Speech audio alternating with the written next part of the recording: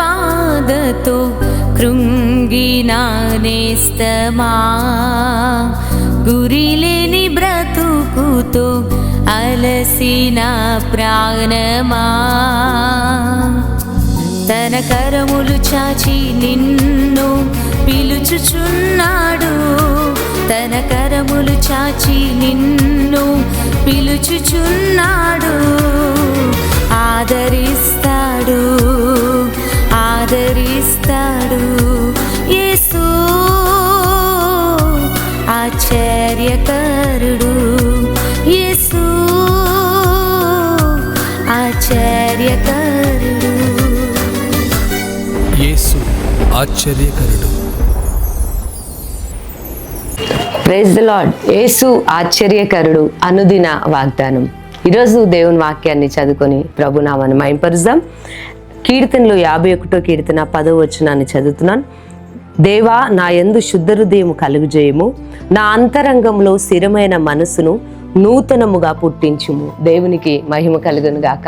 దేవుని బిడ్డలారా, దావీదు అంటున్నాడు, అయ్యా ఎదిగో నాకు శుద్ధ హృదయము దయచేయండి, అదేవిధంగా స్థిరమైన మనసు నాకు దయచేయండి అంటున్నాడు. దేవుని బిడ్డలారా, దేవుడు మనల్ని ఆశీర్వదించాలి అంటే మొట్టమొదటిగా శుద్ధ హృదయం కలిగి ఉండాలి.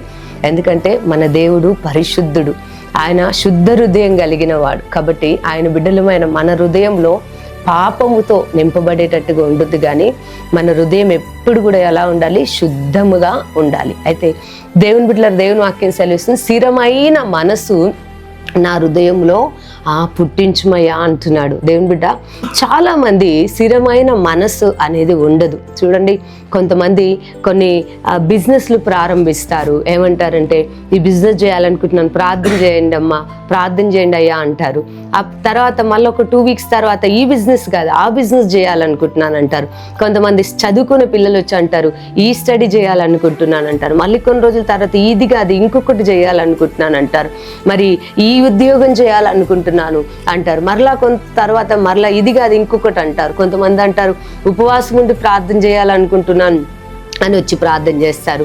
మరలా వచ్చి చెప్తారు, ఉపవాసం ఉండలేకపోయానంటారు. కొన్నిసార్లు ప్రార్థన చేయాలని నేను తీర్మానం చేసుకున్నాను కానీ ప్రార్థన చేయలేకపోతున్నాను అంటారు. వాక్యం చదవాలని తీర్మానం చేసుకున్నాను కానీ వాక్యం చదవలేకపోతున్నాను. అంటే స్థిరమైన మనసు అనేది లేక తొందరపాటుతో నిర్ణయాలు తీసుకుంటూ ఇది కాకపోతే అది, అది కాకపోతే అది అని ఇక ఎలా అంటే హృదయం అంతా గందరగోళం అండి. దేవుని బిడ్డలారా, ఇంకా స్థిరమైన మనసు లేక ఉండడంను బట్టే వారు ప్రతి చోట కూడా విఫలమవుతూ ఉంటారు. సక్సెస్ అనేది సాధించకుండా, వారి జీవితంలో ఒక ఆశీర్వాదం అనేది చూడకుండా బాధపడుతూ ఉంటారు. కానీ దేవుని వాక్యం ఏమని సెలవిస్తుంది తెలుసా?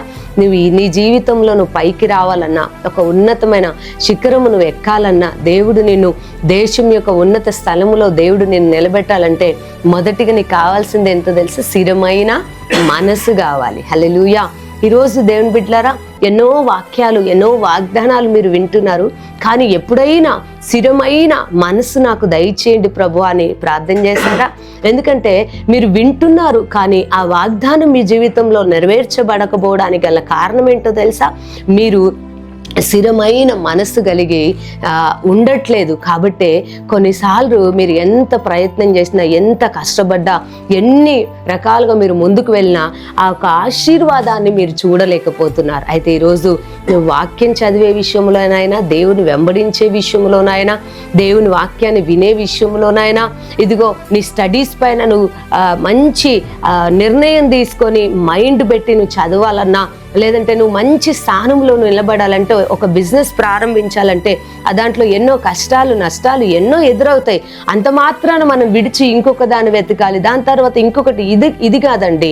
దేవుని బిడ్డలు ఎలా ఉండాలంటే స్థిరమైన మనసు కలిగి ఉండాలన్నమాట. అర్థమవుతుందా?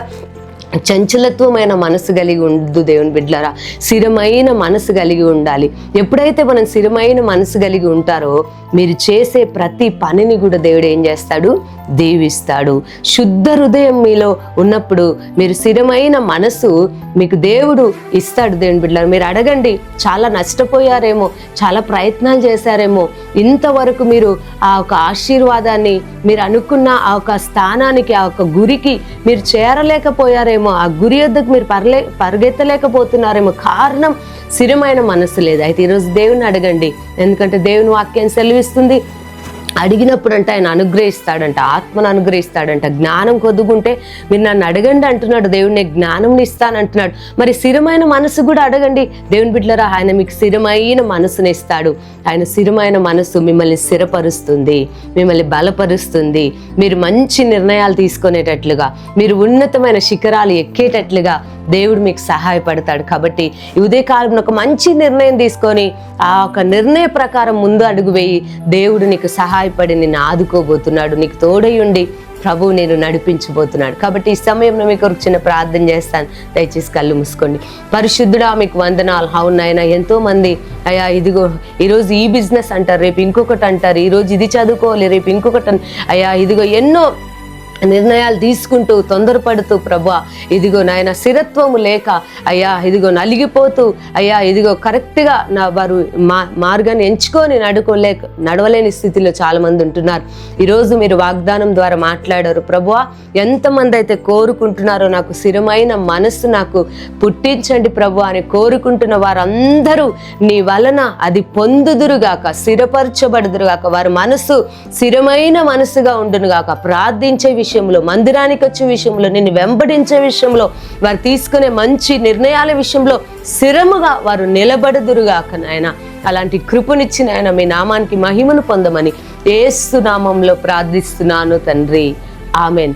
దేవుడు మిమ్మల్ని దీవించునుగాక.